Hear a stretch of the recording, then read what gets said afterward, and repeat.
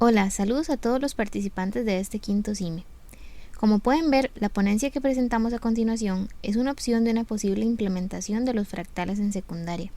Esto con ayuda de MATLAB y partiendo del hecho de que el uso de las tecnologías es un eje transversal en el currículo de matemática en Costa Rica.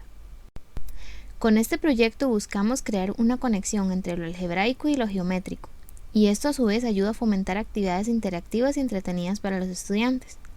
También se plantean diversas actividades para realizar en el aula, de forma que los estudiantes puedan desarrollar su capacidad de inducción y de resolución de problemas, de manera que esto puedan construir conceptos matemáticos complejos o difíciles teóricamente, pero bastante más accesibles de una forma intuitiva. También vamos a dar un guiño a algunas aplicaciones de los fractales en diferentes áreas del conocimiento.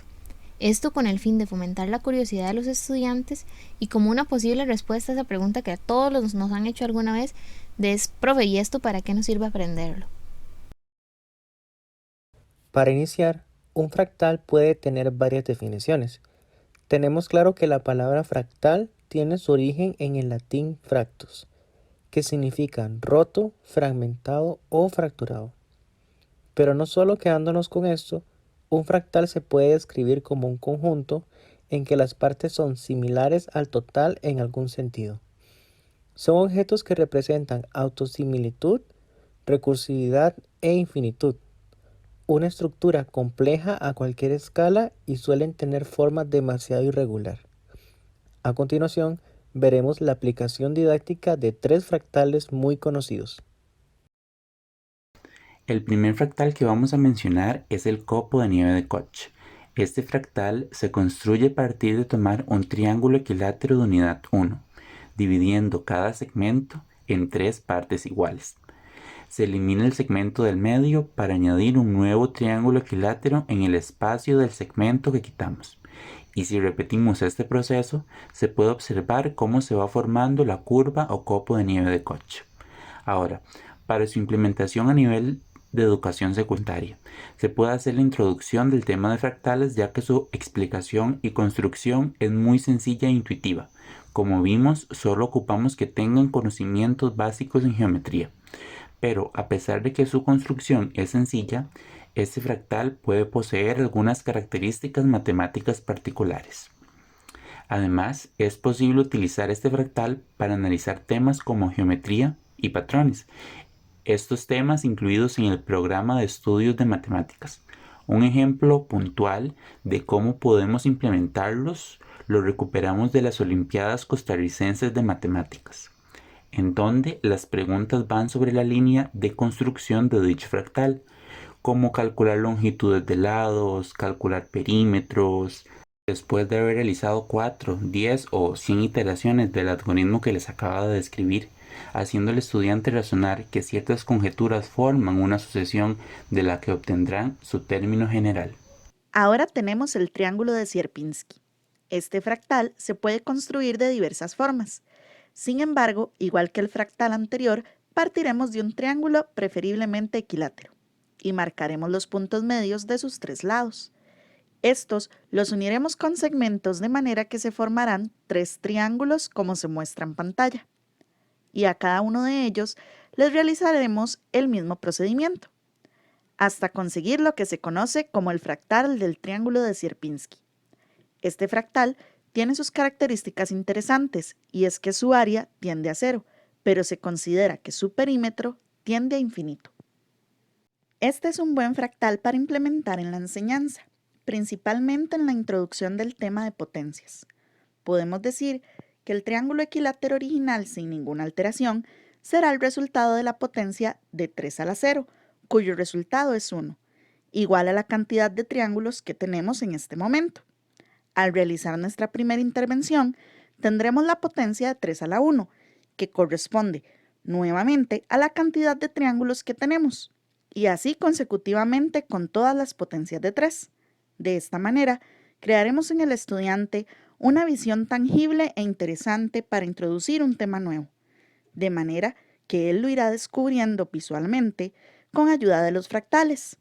A su vez, podemos utilizar herramientas como MATLAB para presentar de manera gráfica cómo se vería dicho fractal si siguiéramos repitiendo el proceso muchísimas veces.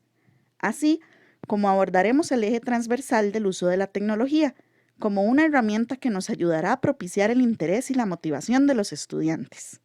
Es importante mencionar que utilizamos MATLAB como una herramienta de apoyo, mas esta no es necesaria para utilizar los fractales en el aula, ya que en este país no encontraremos un fácil acceso a la tecnología en todos los centros educativos. Ahora vamos a mencionar el árbol de Pitágoras. La construcción de este fractal es posible realizarlo de varias formas. Una de ellas es iniciar con un cuadrado de lado n. En la primera iteración se añaden dos cuadrados con medidas n por raíz de 2 entre 2, de modo que las esquinas coincidan por parejas, formando un triángulo rectángulo en el espacio que los separa. Para la iteración 2 se realiza el mismo proceso en los cuadrados creados por la primera iteración. Para calcular las medidas de los nuevos cuadrados, se multiplica la medida de los cuadrados anteriores por raíz de 2 entre 2. Para las siguientes iteraciones se repite el mismo proceso. Al igual que los fractales anteriores, es posible utilizar este fractal como herramienta para la enseñanza de temas de geometría y patrones. Aunque en esta presentación solo hemos explicado sobre 3 fractales, existen muchos otros que pueden ser utilizados y otros que, al exigir conocimientos en temas como números complejos, hacen que el análisis de los fractales como el Mandelbrot o el Buddhabrot puedan ser abordados o utilizados en niveles de educación más avanzada. Una de las cosas más interesantes de los fractales es que ellos han sido estudiados desde hace muchos años.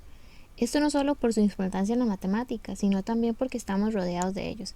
Sin embargo, a veces no nos damos cuenta que están ahí, porque no le damos la importancia que merecen. De hecho, para poder hablar de estas áreas se tiene el término de geometría fractal. En esta parte vamos a mencionar algunos de los avances de la biología, meteorología y medicina que tienen que ver con fractales, descubrimientos que enlazan una vez más a la matemática con nuestro entorno.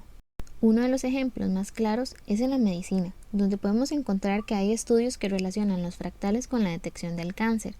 Se dice que los mismos obedecen al orden del caos o un comportamiento caótico. Hay investigaciones basadas en geometría fractal que han permitido en otros ámbitos de la oncología que se puedan establecer caracterizaciones útiles y facilitar la comprensión del fenómeno neoplástico. Diferentes estudios han enfocado hacia la descripción morfológica de distintos tipos de cáncer, esto para identificar el sitio primario del cáncer en la metástasis ósea y también en imágenes utilizadas para el tamizaje y la mamografía. Por otra parte, en la biología hay múltiples demostraciones de fractales.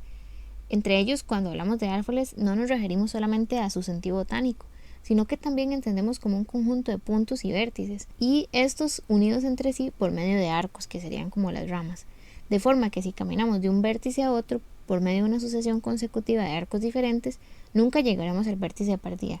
Esto, en palabras más simples, lo que quiere decir es que la forma en la que crecen las plantas obedecen al comportamiento de un fractal. La meteorología no es una excepción con respecto al estudio y relación con los fractales, ya que especialmente dentro del campo de las turbulencias atmosféricas se utilizan los mismos. Esto ya que se aplican como influencias orográficas sobre las corrientes atmosféricas, haciendo resaltar los parámetros básicos en la disciplina. Un ejemplo muy usual de esto lo vemos en el comportamiento de los huracanes y su forma de desplazarse. Esta y muchas otras aplicaciones existen en la geometría fractal y sobre todo en nuestro entorno. Y por eso es importante que motivemos a nuestros estudiantes a descubrirlos y darles las herramientas para que puedan identificarlos y trabajar con ellos. Para finalizar, hay que resaltar 3 puntos sobre la importancia que podría tener implementar el tema de fractales en la enseñanza de la matemática. Al ser un tema visual y atractivo, puede generar curiosidad y despertar un deseo por conocer en los estudiantes. El poder utilizar los fractales puede permitir que los estudiantes entiendan conceptos de áreas, perímetros, potencias o patrones, de manera que puedan afianzar sus habilidades previas y crear nuevas mediante el análisis y observación de esos objetos matemáticos, además de fomentar un pensamiento creativo y el deseo de explorar otros objetos con esas particularidades y que puedan ser aplicadas en diferentes áreas del saber. Además, en la enseñanza cada vez se tiene mayor relevancia el uso de recursos tecnológicos, más aún en el área matemática, en el cual una perspectiva visual es de suma importancia en la adquisición del conocimiento, en particular en temas donde crear una conexión entre lo algebraico y lo geométrico ayuda a despertar el interés fomentar y facilitar el aprendizaje, dejando de lado el ver la matemática como una parte abstracta completamente y mostrando cómo la podemos ver.